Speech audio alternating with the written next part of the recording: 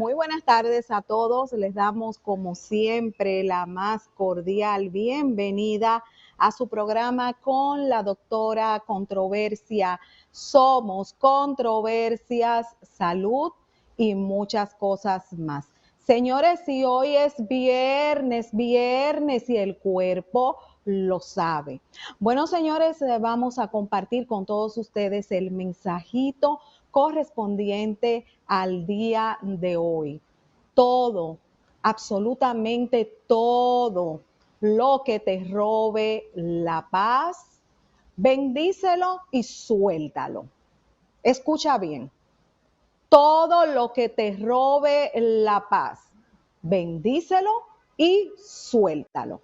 Bueno, señores, vamos a compartir con todos ustedes el boletín número 183 sobre la situación del COVID-19 en la República Dominicana. Tenemos que casos confirmados 106.732, casos nuevos 596, recuperados 80.179, defunciones acumuladas 2.034, defunciones notificadas en las últimas 24 horas 12, defunciones ocurridas en las últimas 24 horas 3.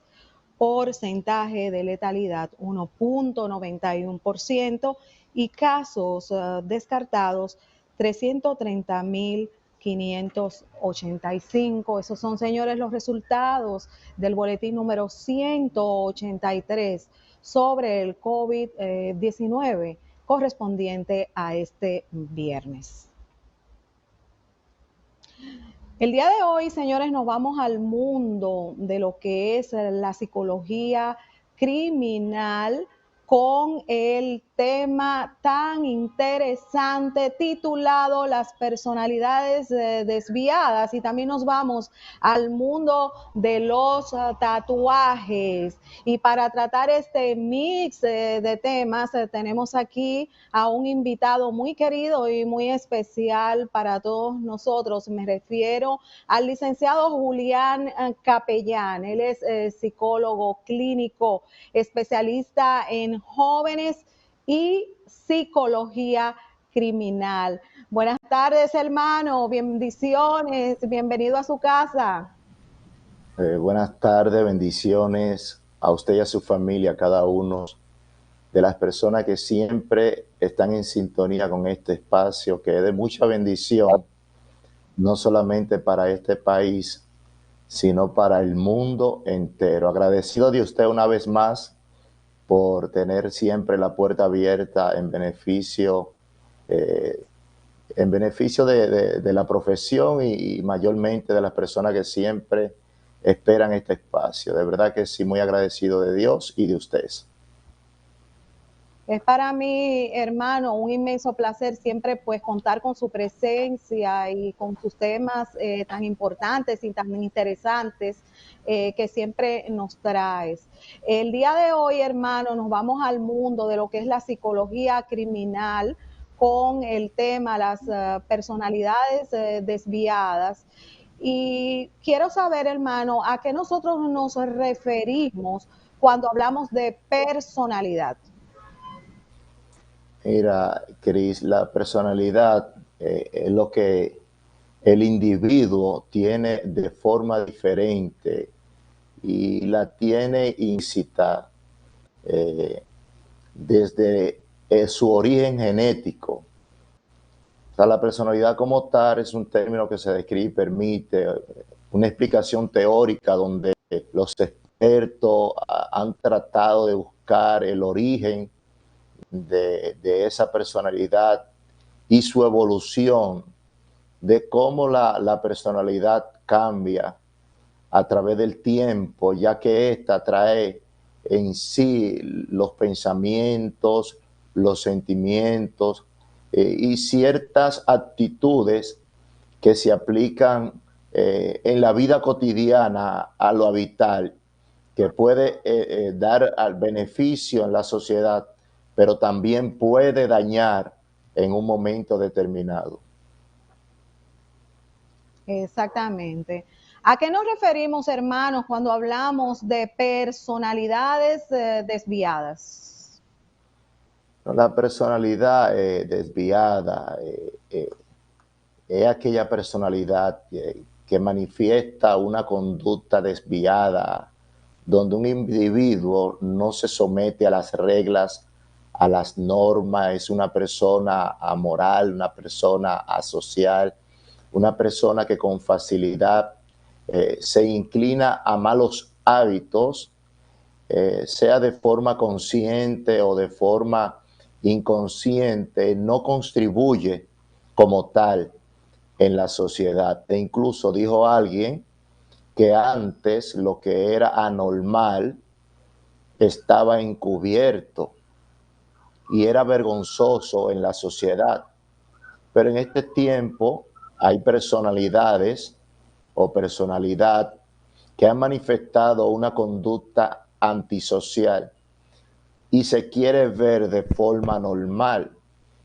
Y he analizado ese tipo de conducta antisocial, ese tipo de personalidad antisocial en este tiempo que está llamando más la atención que la conducta modelo, que la conducta saludable, que la conducta que beneficia a la sociedad.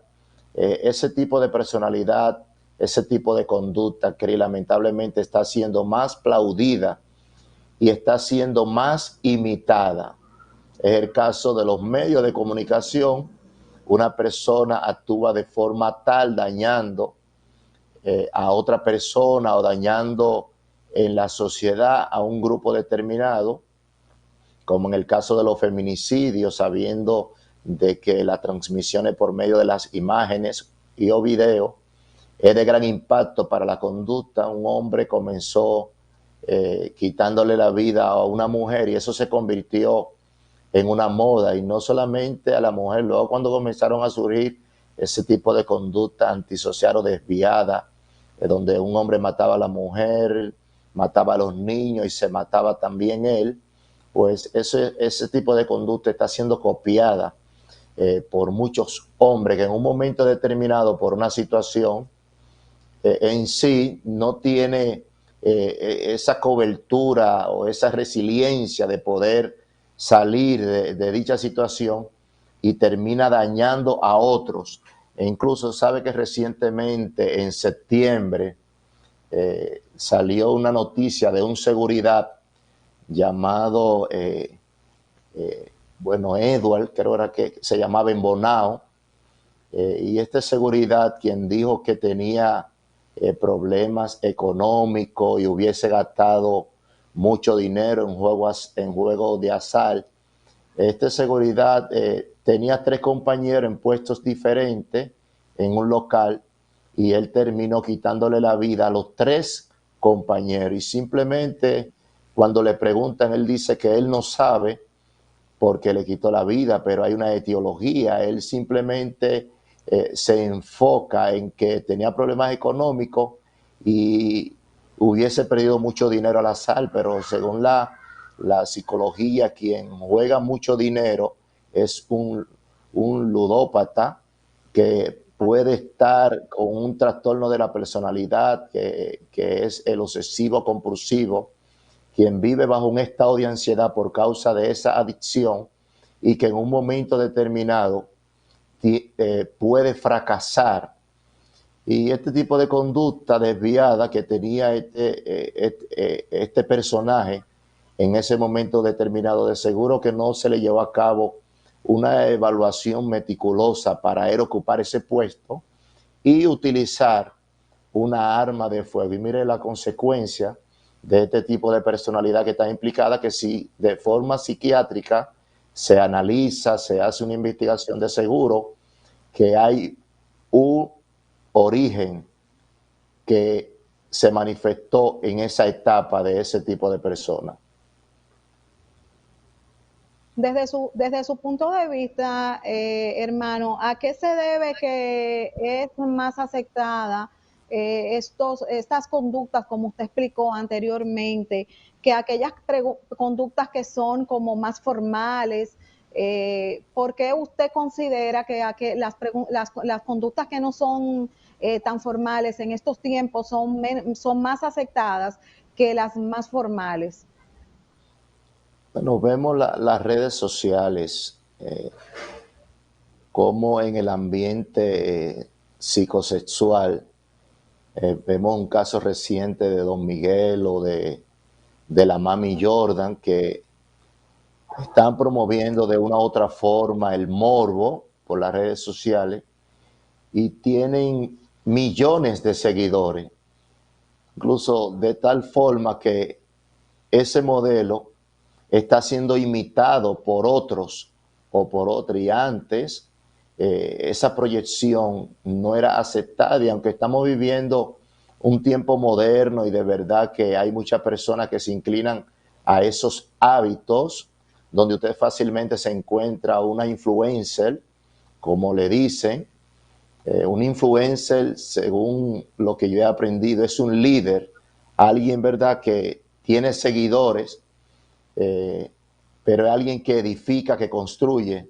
Y usted se puede chocar con una influencer que dice que ella se consigue su dinero por medio de un hombre que ella en un momento dado le utiliza, y que de esta forma es que a mí me gustan los hombres, o sea, lo que se le implica el término chapeadora, hablando ya de forma clara. Y usted ve un sinnúmero de mujeres que han diseñado incluso un prototipo de físico con el fin de inclinarlo a un negocio en un momento dado. Y esa conducta anteriormente era una conducta desviada, incluso era una persona, y aunque el tiempo está muy moderno, pero nunca se hubiese visto, o sea, en vivo, teniendo relaciones sexuales, practicando el sexo oral en vivo. Claro, eso siempre se ha hecho de forma privada, y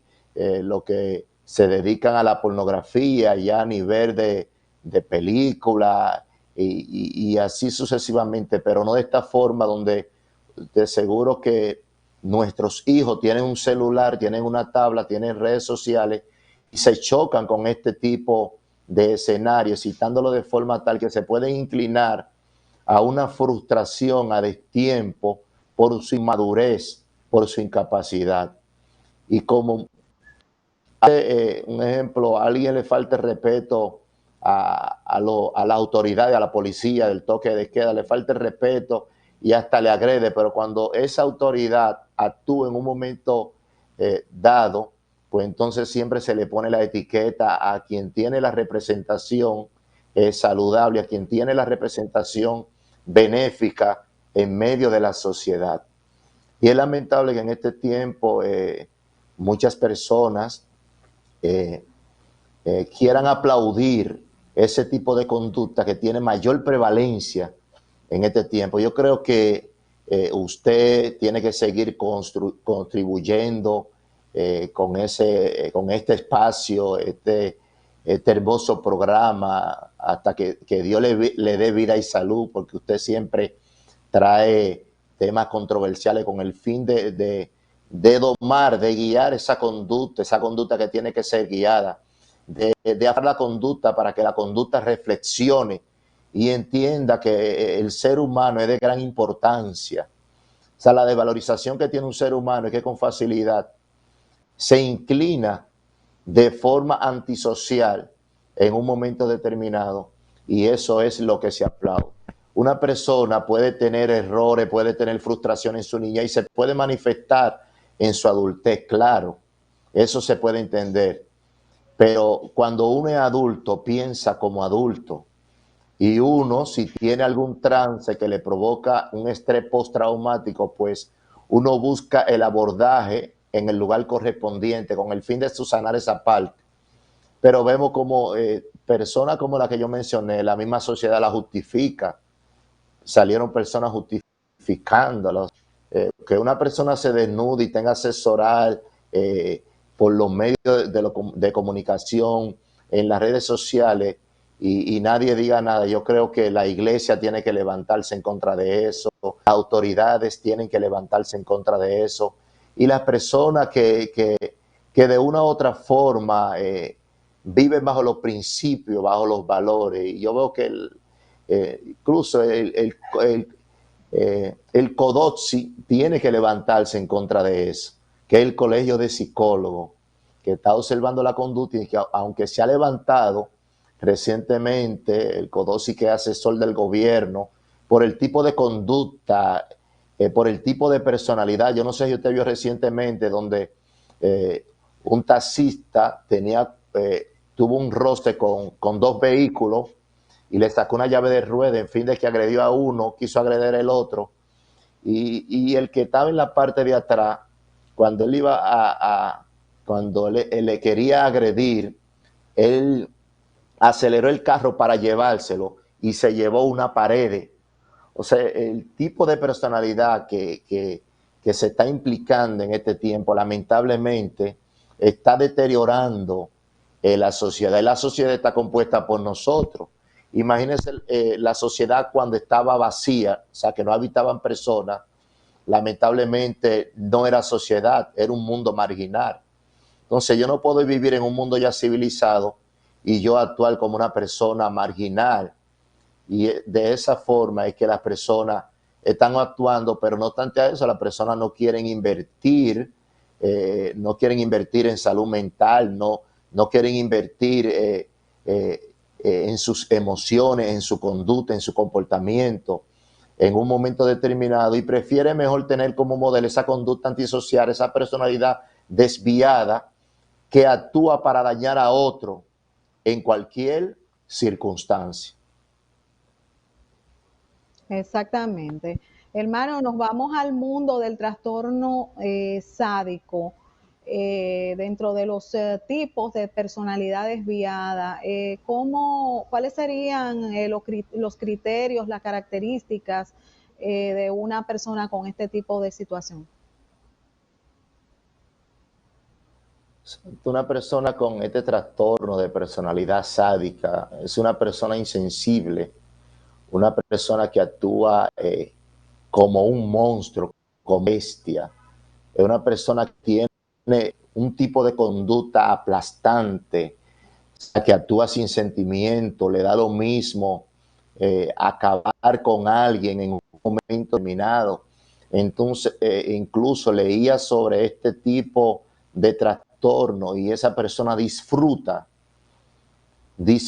lo que hace y solamente él tiene esa capacidad para disfrutar ese tipo de conducta. O sea que su accionar a él o a ella le genera placer.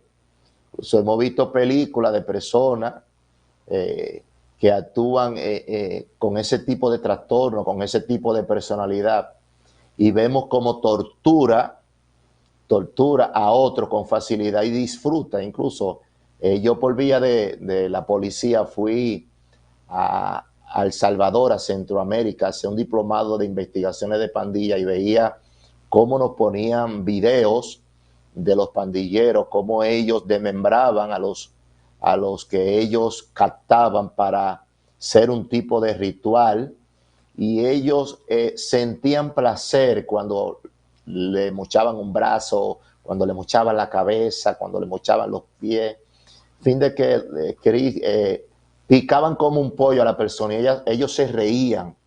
Incluso había una cabecilla, según las enseñanzas que nos dieron allá, que le llamaban la loba, y ella le hacía con un biturí un tipo de herida un poco extensa en el cuerpo, que le sacaba el corazón, se lo comía, decía que la grabaran en video y ella disfrutaba ese accionar.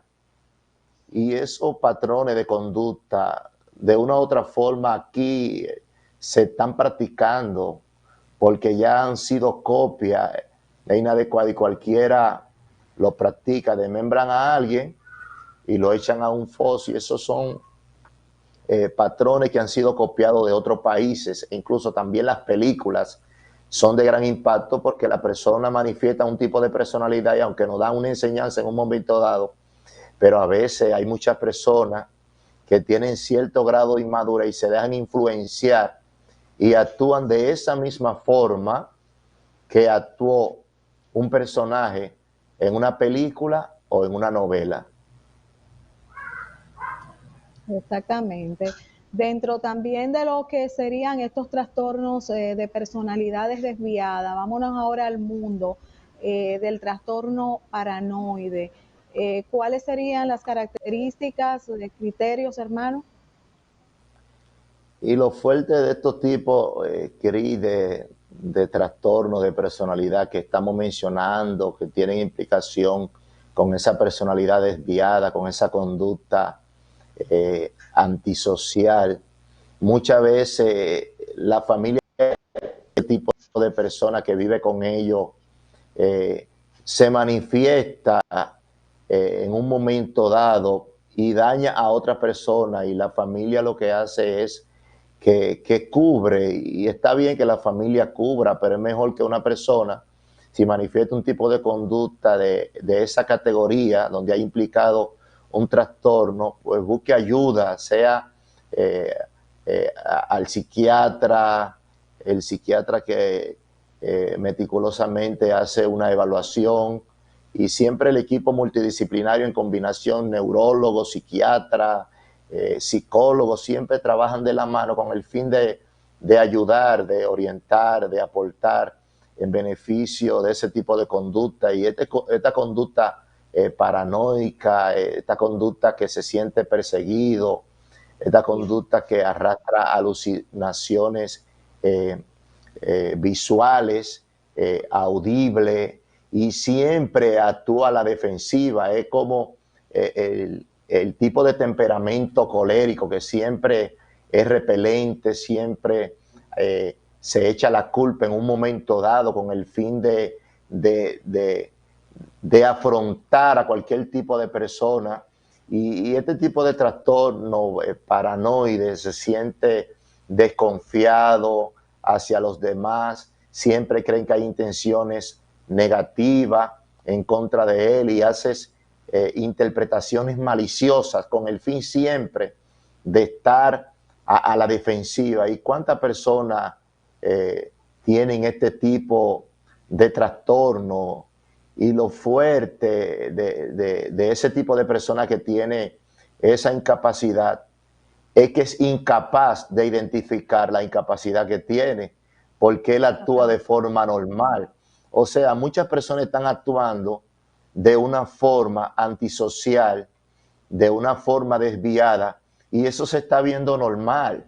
Y es lamentable que dos personas discutan y no quieran llevar a cabo la armonía, el acuerdo, aplicar los valores, discúlpame, perdóname, o fue sin querer, y instalar una comunicación armoniosa, sino que si a veces tienen un cuchillo, a veces tienen un puñal, a veces tienen un objeto, con ese fin para defender. Si lo primero que sacan es el objeto, si alguien le topa un carro por atrás, el que sale del carro sale con una pistola en la mano, o sale con un bate en la mano, o le dice una palabra horrenda a la persona que le rozó su carro. Y esa es la actitud que las personas están teniendo. Y hemos visto casos de muerte, hasta en Sanville. Han pasado casos horrorosos por un parqueo, entre vecinos, por un parqueo se han quitado la vida, y todo eso a la palestra pública. Entonces, las personas que están observando este conversatorio por medio de este espacio que usted comparte, bueno, que sean multiplicadores de lo que usted comparte por medio de este espacio. O sea, vamos a orientar, vamos a sembrar la buena semilla, vamos a ser patria, como dice nuestro emblema, Dios, patria y verdad. Vamos a apoyarnos a Dios, vamos a andar libre, vamos a andar seguro. Pero ¿cómo se logra esto? Es apoyándonos a los principios, a los valores, siendo disciplinado, entendiendo que más son los buenos que los malos. Pero si soy uno más del montón, entonces ¿cómo yo voy a actuar? Voy a actuar como malo. Tú me dices una cosa negativa, yo te respondo con la misma energía, como dijo alguien. Si yo actúo mal, entonces el otro actúa mal. Entonces, si alguien actúa mal, ¿qué es lo que yo tengo que hacer? Es actuar bien. E incluso la misma palabra del Señor dice que el mal se vence con el bien. Entonces hay que tratar de ser diferente. Y este tipo de personalidad que tiene esa suspicacia de analizar de forma distorsionada cosas que se ponen delante de él, él entiende que todo lo que se dice, todo lo que le rodea, todo el que está detrás de él, es con el fin de De dañar dañarlo. su vida. Y no Así es mismo. así. Y hay muchas personas que probablemente tienen este trastorno y no se dan cuenta. Porque una persona que tiene este tipo de trastorno, como el tipo de trastorno de personalidad sádica, todos los objetos pulsantes, llámese arma de fuego, tienen que estar ocultos de ese tipo de personas, porque es una persona que piensa, pero el pensamiento que lleva a cabo es un pensamiento trampólico, un pensamiento maquiavélico, un pensamiento para actuar de forma insensible en un momento dado, a veces sin medir las consecuencias que puede arrastrar. Exactamente. Nos vamos ahora al mundo de la personalidad antisocial. Vamos a hablar acerca de los psicópatas, sociópatas. Y hay un punto muy interesante que me llamó mucho la atención cuando tú y yo estudiamos psicología criminal. ¿Recuerdas, Julián? Que el Sí, sí. 60% de las personas, de los presos, pertenecen a este punto que estamos tratando de los antisociales. ¿Qué opinión te merece eso? Y vamos a hablar ahora acerca de características y criterios de los antisociales. Sí, el antisocial, el que no se somete a las reglas, a las normas, y esto, según los expertos, comienza en la infancia. Por eso el niño que va creciendo en su proceso de evolución, como dicen los expertos, que el niño es un proyecto, un proyecto de adulto en las manos de un adulto.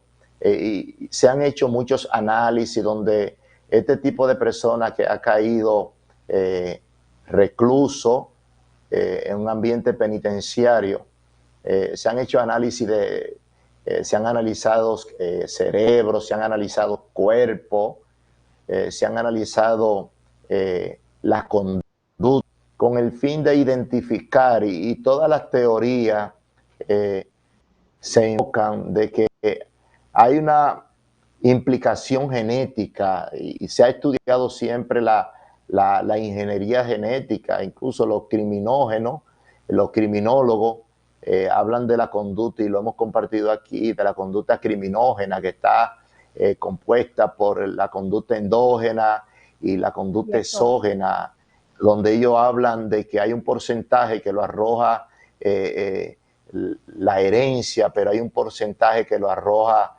la sociedad. Y se han hecho muchos estudios en fin de que una persona en un momento dado actúa de tal forma es porque en su mundo pequeño, eso lo agrego yo como psicólogo, en su mundo pequeño no fue atendido. Por eso dijo alguien, instruye al niño en su mundo pequeño para que no te lo instruyan en su mundo grande. O sea, hay personas que son adultas, pero son inmaduras. Y una persona inmadura es una persona que tiene el cuerpo de un hombre, como el proceso de adolescencia, que el adolescente tiene un cerebro inmaduro, que es natural de su etapa, y actúa de forma inmadura. O sea, un cerebro pequeño en un cuerpo de hombre. Por eso siempre en grupos como las mafias, las pandillas han reclutado menores, e incluso, según algunos expertos, los menores disfrutan lo que ellos practican, o sea de forma positiva o de forma negativa, a sabiendas de que ella tiene una capacidad motriz fina y una gruesa que tiene que ser explotada en ambientes saludables, llámese hogar, llámese escuela, llámese ambiente deportivo, ambiente recreativo. Y este tipo de personalidad, si no se le pone atención, esta conducta antisocial que se manifiesta ahí en un momento dado en la sociedad, si no es guiada, si no se le pone atención en la familia, pues lamentablemente esa conducta va a dañar a otros, y nosotros sabemos que en la familia lo que se hace es poner reglas, se enseñan los valores, se cultiva la autoestima, donde el padre y la madre tienen que ser modelos a seguir, ejemplo, y aplicar los valores en sí con el fin de que ese niño crezca de forma saludable y se sienta bien consigo mismo, se sienta bien con su familia. Pero si el joven crece sin reglas, sin principio, por ejemplo, algunos expertos en estos tiempos de pandemia han recomendado, ok, ya salimos, estamos un poquito más descongestionados de los casos, van un poquito disminuyendo, que se sigan las reglas habituales, porque al principio tuvimos un descontrol de la zona horaria, donde había descompensación del sueño, donde la fase del sueño estaba un poco descontrolada por el cúmulo de días dentro de la casa, donde se aplicaba de forma dinámica un método alternativo para cultivar o compensar la conducta que anteriormente tenía esa libertad. Y si la conducta no comienza a ser guiada, pues lamentablemente que los profesores y los padres, si no ponen reglas desde ya, el niño no se va a levantar, porque mira, los niños están a las 11, a las 12 de la mañana, a las 12 del mediodía, se están levantando a la 1, y si no se le pone regla, esa conducta que no se somete a una regla, ¿qué usted cree que va a pasar cuando sea adulto? Va a actuar de forma asocial, va a actuar de forma como actúan los antisociales. Y es una conducta que cuando tú dejas que tome mucho poder, que sea alimentada por un mal hábito, cuando tú quieres controlarla, esa conducta hace mucho tiempo que ya se te fue de la mano. Y eso pasa con el que se inclina con una conducta antisocial en un momento dado, que ese joven o ese adulto en la niñez a su papá y a su mamá, si no sembraron bien la buena semilla, pues a sus padres se le fue de la mano. Por eso buscan abordaje en la droga, la prostitución, la violencia juvenil, el sicariato, entre otras acciones que dañan la sociedad. Exactamente.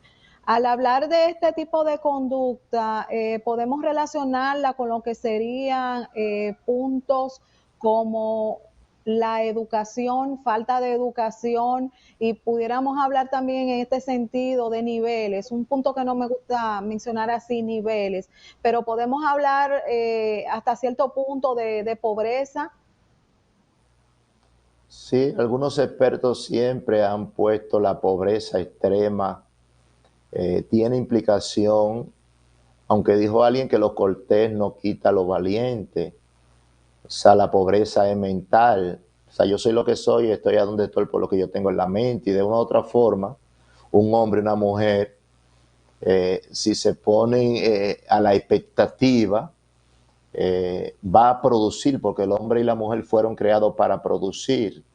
O sea, la pobreza, claro que puede influenciar en este tipo de conducta, pero como decía anteriormente, la pobreza extrema, porque a veces la pobreza mental, porque a veces yo he visto mujeres que son adictas a los estupefacientes en hijos, y lamentablemente, aunque hay esos ingredientes vienen implicados en el nacimiento, vienen ligados en la sangre de ese niño, los hijos de esa mujer terminan también en esos ambientes de drogadicción, pero también atracan, pero también roban, pero también comienzan a accionar de forma antisocial por esa misma causa. También el desempleo. Yo he visto jóvenes que por no tener empleo, la falta de oportunidades, a veces buscan abordaje en lo fácil. Incluso anteriormente el criterio del sueño americano que tenía el dominicano es que se iba a Estados Unidos, y a veces por no tener un empleo de inmediato, ¿qué hacía? Buscaba abordaje en el ambiente de narcomenudeo o asalto a mano armada, y así sucesivamente. O sea, la pobreza, el desempleo, falta de oportunidades, el autoestima baja, que es sembrado o cultivado por los padres, un niño que siempre se le dice tú no sirves, un torpe, a veces le dicen hasta hijo del diablo a los niños, le dicen, lo etiquetan la estigmatización, lo estigman, el etiquetamiento por los hechos siempre hay indicios de que ese niño cree lo que le dicen y actúa ya en su ambiente de adultez de la misma forma de lo que le decían, con desvalorización de sí y de otros, pero un ambiente ya dañino que es el ambiente social adulto. Un ejemplo, yo he conocido jóvenes delincuentes y de seguro que usted ha visto jóvenes que por no cultivársele el autoestima terminan diciendo yo no tengo a quién dolerle, yo no tengo nada que perder, porque ese autoestima nunca fue estimulado de forma saludable por sus padres. Sí. Y ese joven le pusieron una etiqueta en su casa, pero a veces le ponen una etiqueta en la escuela, deja la escuela, le ponen una etiqueta en la sociedad, hasta apodo le ponen en la sociedad. Por ejemplo, yo conozco un joven que le dicen de que mata monstruo, y así le dice todo el mundo. O sea, cómo marcan a un joven en un momento dado y se queda hasta con un apodo. Y sí, esa persona a veces actúa conforme a lo que él tiene en sí. Porque, como yo digo, o sea, de la mente, yo voy a practicar actividades que van a decir lo que yo tengo en ella. O sea, mi conducta, yo soy quien la guío, pero si yo no sé manejar esa conducta, si yo no sé controlar esa conducta, me va a llevar a tomar decisiones y acciones adecuadas e inapropiadas. Y por eso mucha gente actúa así de forma inadecuada e inapropiada y lo que hace es dañar a otros. Sí.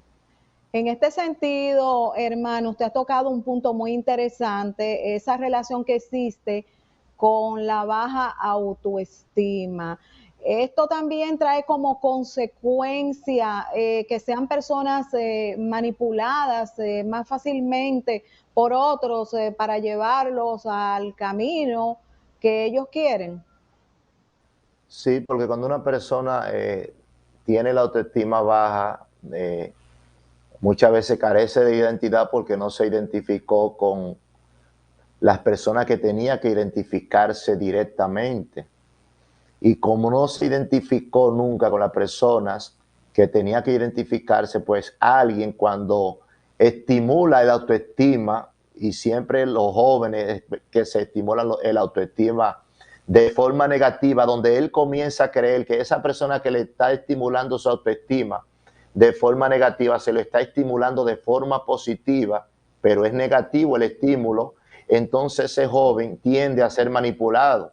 Entonces toma muchos jóvenes, un ejemplo, te voy a dar esto si tú me lleves esa mochila, te voy a dar esto si tú haces esto o haces aquello, o vamos a hacer esto, porque esto nos genera poder, esto nos genera cosas fáciles. Por ejemplo, en el caso de jóvenes, vamos, mira, yo atraco, yo hago esto, y él que quiere ver de forma positiva lo que el otro le está diciendo, él sabe en un momento dado que es negativo, pero él lo está mirando de forma positiva. Y como dijo alguien, que la conducta siempre tiene una intención positiva, pero si su conducta, todo lo que tiene en sí es negativo, ¿cómo usted va a actuar? De forma negativa. Entonces usted lo que va es a dañar a otros. Es como yo he dicho, que hay personas que actúan de forma inconsciente porque aprendieron a vivir en su casa de forma inconsciente. O sea, si yo no implico los valores dentro de mi hogar y yo le enseño a mis hijos que la mentira es normal, yo le enseño a mis hijos que la violencia es normal, entonces ¿cómo van a actuar mis hijos? De esa misma forma ellos van a creer que eso que yo les enseñé es positivo y no es positivo, y ellos van a actuar de la misma forma y van a creer que es positivo, pero no es positivo, porque la sociedad, las reglas, los principios, los valores me están diciendo que esta conducta que sobresale para dañar a otro en la sociedad es una conducta que es antisocial. Exactamente. ¿Puede un antisocial cambiar? Claro que sí, que puede cambiar, porque nosotros somos personas cambiantes, que cambiamos para bien o para mal. Nosotros, usted, yo y muchos profesionales velamos por la ciencia, y la ciencia siempre nos ha arrojado beneficios. Porque, un ejemplo, aquí una persona antisocial en un momento dado le quita la vida a otro o daña a otro o acosa a una mujer y termina dañándole en un momento dado. Las cárceles modelo, ¿qué es lo que hacen? Es regularizar esa conducta. Y yo he visto jóvenes que han durado 5 o 10 años y cuando salen de la cárcel y vuelven a la sociedad, aunque tiene muchos ojos encima de él hizo una introspección y por medio de la modificación conductual y las reglas, los principios que se le reforzaron en la cárcel, en esa cárcel modelo, por medio de los profesionales de aquel lugar, entonces él se reinserta en la sociedad y en ese proceso de adaptación consigue un trabajo, o se hace un curso o viene con cierta preparación técnica de la cárcel modelo, la cual él atravesó y él se reinserta en la sociedad. Y he visto jóvenes con familias y actúan de forma normal y nunca me incluso aconsejan a otros que se inclinan en esos hábitos o que van caminando en esos hábitos que ellos miran con ese ojo experimentar la consecuencia que puede arrastrar un joven en un momento determinado. Ahora hay otros que salen de la cárcel y vuelven a lo mismo y a veces actúan peor. O sea, nosotros si nos damos seguimiento en sí mismo, aunque hay expertos que dicen que hay una conducta que no cambia, donde hay una parte genética, pero yo creo que la conducta guiada, la conducta domada, la conducta observada, la conducta que se lleva de la mano, esa conducta puede cambiar y puede adaptarse a las reglas. Incluso las reglas son para guiar la conducta. Los principios son para guiar la conducta. E incluso nosotros tenemos una capacidad en uno de los neurotransmisores, vaga, que este neurotransmisor, su función es hacer el bien, su función es tener compasión, su función es actuar de forma positiva en un momento determinado. O sea que nosotros tenemos esa naturaleza de actuar bien en un momento dado, siempre en beneficio de mí y en beneficio de otros en la sociedad. Exactamente. Nos vamos ahora al mundo de los tatuajes, un tema muy interesante y considerado incluso controversial. Desde su punto de vista, Julián, ¿por qué las personas se hacen tatuajes? Era un tatuaje, según lo que yo he guiado, un tatuaje arroja un sentimiento, un acontecimiento, una emoción, un hecho, relata una historia, relata un recuerdo, indica un acercamiento. También el tatuaje tiene una relación con la personalidad de quien se lo pone, porque quien va a ponerse un tatuaje está atravesando una situación y de 100 tatuajes que le presentan siempre escoge uno, pero el que escoge siempre se identifica con el tipo de personalidad que tiene y la persona muchas veces se ponen tatuaje. Incluso yo he hablado con personas que se han puesto un tatuaje en un momento dado y ellos me han dicho que han atravesado un estado de ansiedad, una situación desesperante y han querido consumir esa situación y expresan ese lenguaje oculto, ansioso, por medio de un tatuaje. Y vemos que la persona se pone un tatuaje y cuando se pone un tatuaje, lo primero que hace es que comienza a exhibirlo para llamar la atención, sin importar el tipo de tatuaje que tenga esa persona y dónde se lo ponga. Si me lo pongo en una pierna, comienzo a exhibirlo. Y lo que estoy indicando es que quiero llamar la atención de otros. Y si me pongo tatuaje y me lo pongo porque veo a otro que se ha puesto un tatuaje, estoy indicando también que me quiero parecer a otros.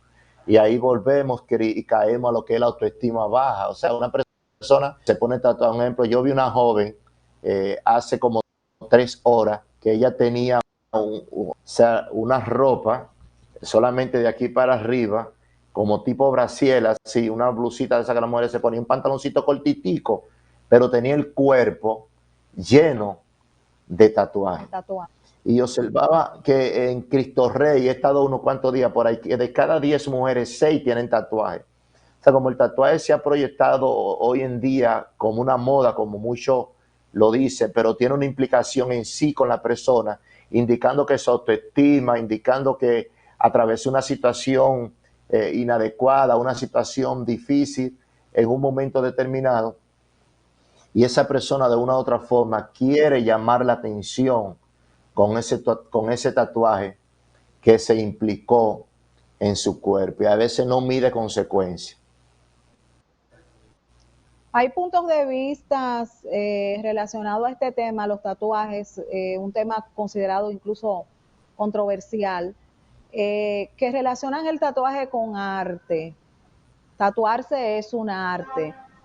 ¿Qué usted considera, Julián, sobre eso? Sí, porque ahora muchos ambientes técnicos profesionales lo han monetizado para no señalar ninguno. O sea, y como hablamos de la conducta antisocial, lo que era normal ahora se ve normal, y lo que se quiere que se vea normal dentro de la sociedad. Y como este es un país transcultural, ligado ya a muchas culturas, pues el que vende este tipo de servicios, claro que va a decir que es un arte, porque el beneficiado, ¿quién es?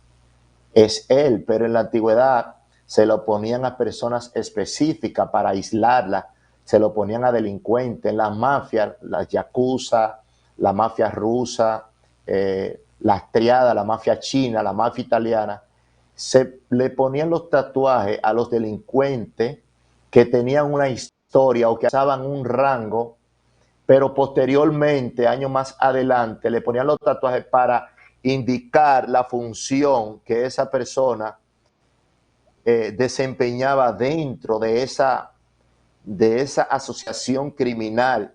Un ejemplo, si a un convicto criminal le ponían un tatuaje de tela de araña, eso indicaba que esa tela de araña, de donde comienza la tela de araña, ¿verdad? Quien hizo la tela de araña fue la araña. O sea, yo soy la araña, pero la tela de araña es la persona que yo le he quitado la vida. Pero también la tela de araña para ellos indicaba que ellos estuvieron presos por un tiempo determinado. Pero también la tela de araña indicaba la capacidad de liderazgo en esos ambientes criminales que él tenía, y con facilidad él podía captar presas. Pero también esa tela de araña dentro de los delincuentes, de las mafias e incluso de las pandillas, indicaba que hay presa fácil de agarrar. O sea, el tatuaje una persona se lo pone con un propósito, y esa persona sabe cuál es el propósito, porque hay una proyección inconsciente. Y más que un arte, nosotros los que estudiamos la psicología, siempre los dibujos lo analizamos consciente. No le da a que le haga un dibujo, y por medio de esos dibujos, incluso un dibujo libre, cualquier tipo de dibujo, yo puedo relatar características positivas y características negativas de esa persona. Y más que un arte, es un arte que, según los que venden este tipo de servicio, tienen que defenderlo, porque ese es su modo vivendi, su negocio. Pero existen, Julián, países desarrollados donde tatuarse es algo normal. ¿Qué usted opina entonces? Exactamente, porque eso siempre uno trata de identificar el origen, el por qué ese país actúa de esa forma, aplicando un tipo de diseño o un tipo de laceración por medio de tinta en su cuerpo. Por eso anteriormente mencioné de esa conducta que era normal y sabemos incómoda, y la moda es lo que se proyecta en la actualidad y alcanza mayor número. Un ejemplo, los hippies, ellos promovieron mucha moda. Un ejemplo, una señal de mano que significa amor y paz. Ellos promovieron un arete aquí que indicaba si lo tenía en el lado derecho, era hacía la función de hombre, y si lo tenía en el lado izquierdo, hacía la función de mujer. Un pañuelo en el lado derecho hacía la función de hombre, y en el lado izquierdo la función de mujer. O sea que cuando la moda es proyectada, y la moda se proyecta hasta como una subcultura, pues las personas comienzan a utilizar esa moda que ellos creen por el sentido de la vista que se ve bien, y hacen un prototipo de esto indicando que eso es normal. Y cuando las personas son tachadas en mayor número, entonces los demás que carecen de identidad a veces dejan los principios a un lado. ¿Y qué pasa? Comienzan a identificarse con todos los que tienen mayor prevalencia en una sociedad. Y claro, en otros países, por eso tiene condenación hasta por la Biblia ponerse un tatuaje. Incluso a Caín Dios le puso una marca que, según algunos expertos, dicen que fue un tatuaje, pero otros dicen que fue como una laceración que Dios le hizo para indicar, y en fin, de que la alusión que indica que Dios le puso a Caín fue como un símbolo para que lo identificaran a él. Y los tatuajes en la antigüedad ha trascendido de pueblo en pueblo, de cultura en cultura, y en otros países, claro, que eso se ve normal. Y quien tiene que velar por una persona en un momento dado es su papá o su mamá. Imagínense que los padres de un hijo tengan tatuaje, como en estos días me decía un señor, él me decía, mira, la mamá se hizo un tatuaje de que por moda, y tuvo 3 hijas, y la mamá se movía mucho en la sociedad, pero las hijas no se hicieron un tatuaje solamente como el que se hizo su mamá, sino que se llenaron el cuerpo entero y cayeron en prostitución. Exactamente. Usted, como experto en temas relacionados a lo que son asuntos de pandilla, delincuentes, etcétera, ¿es el tatuaje un punto importante para identificar algún tipo de delincuente o pandillero? Claro, claro que sí. E incluso, como le dije anteriormente, los expertos en la materia policial, cuando un criminal se infiltra en un país, nunca pueden darse cuenta que ese criminal tiene el rango de criminal, los delitos que puede cometer, y aún del país al país que esa persona pertenece. Un ejemplo, aquí hay policía de los Estados Unidos, la DEA, del FBI, los investigadores internacionales, que le han dado seguimiento a personas que han venido aquí, e incluso a hacer turismo. Y cómo ellos se han dado cuenta que esa persona, en un curso de tatuaje que yo hice, pertenece, ellos le dicen terrorista, esa es la palabra que estoy buscando. Esa persona es terrorista simplemente por un tatuaje, Cris. O sea, una persona que tiene un tatuaje, el experto que reconoce el tatuaje, indica que esa persona es terrorista y es amenazante para la sociedad o para el país simplemente por ese tatuaje. Y como le dije anteriormente, las pandillas también se hacen los tatuajes, y todo esto es un código de las mafias, que los pandilleros específicamente, según lo que yo estudié en El Salvador, hacían una historia de los tatuajes, pero el tatuaje que prevalecía en ellos era el tatuaje de la pandilla per se. O sea, si yo era de los MS-13, me ponían el tatuaje MS-13.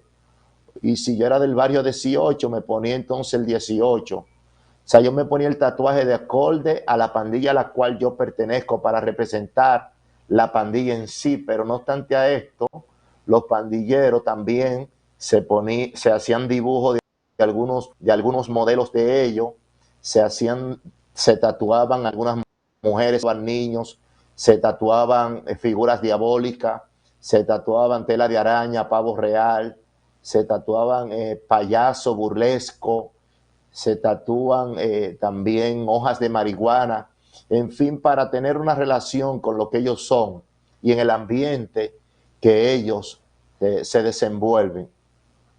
Exacto.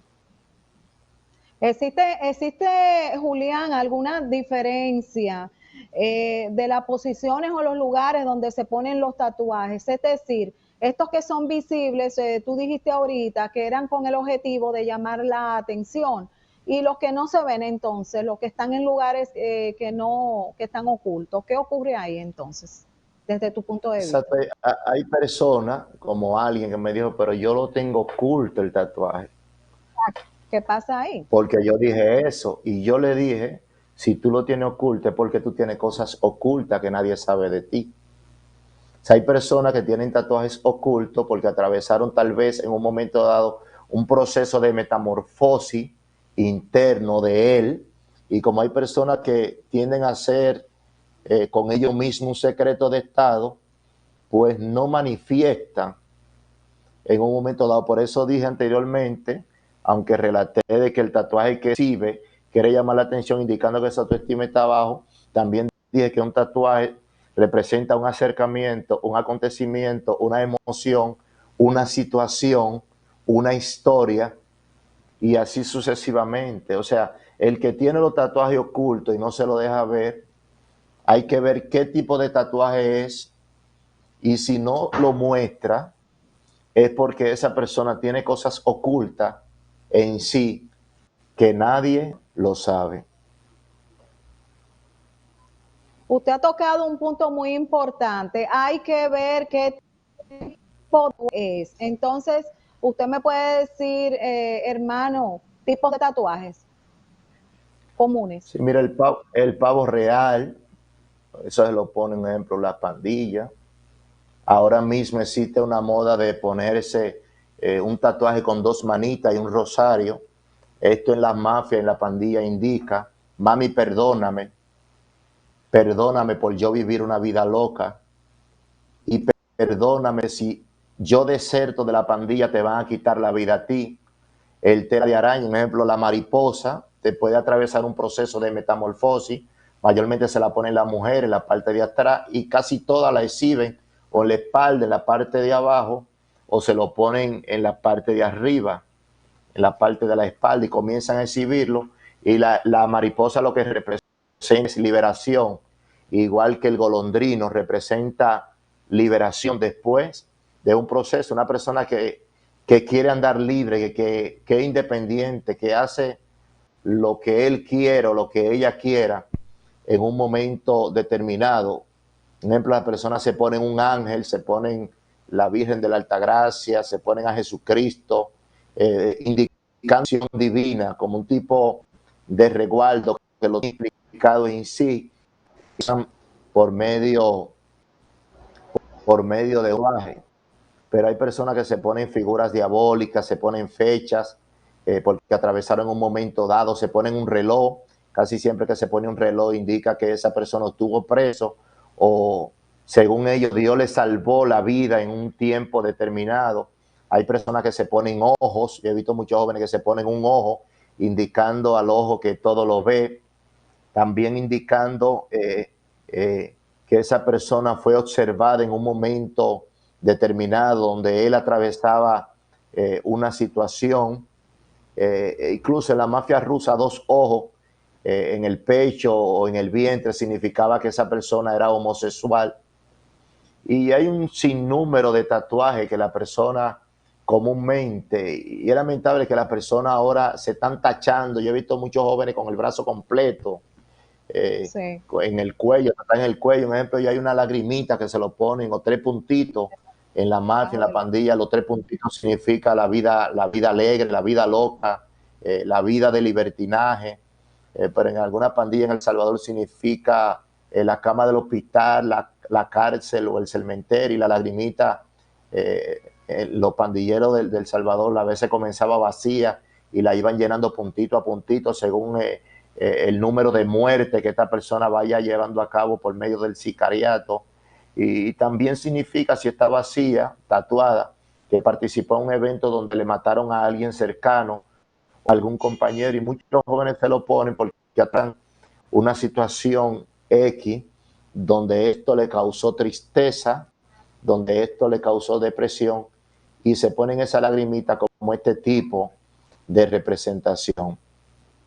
Exactamente. Bueno, hermano, hemos llegado al final de esta entrega, de estos temas tan interesantes que usted nos ha tratado el día de hoy, las personalidades desviadas y lo relacionado al mundo de los tatuajes. Por favor, comparta con todos nuestros amigos, nuestros seguidores, sus redes sociales y números de contacto. Julián Capellán, redes sociales, canal de YouTube La Capilla de los Consejos. Mi número de contacto es 829-726-80-8. Ahí estamos a sus órdenes. A veces damos asistencia psicológica, conferencias, talleres, charlas. Gracias a Dios me ha permitido compartir una diversidad de temas y, en fin, aportar en la sociedad y seguirla a usted como modelo. Ay, muchas gracias, hermano. Bueno, hermano, como siempre, sumamente agradecida por sus temas, por tantas informaciones tan importantes y tan edificantes para todos. Bueno, señores, y con todas estas informaciones tan importantes relacionadas al mundo de la psicología criminal, así como el mundo de los tatuajes, hemos llegado al final de otra entrega más de su programa con la doctora Controversia, reiterándoles a todos ustedes que el próximo lunes a las 2:30 de la tarde tienen una cita con nosotros. Que pasen un feliz fin de semana. Bye.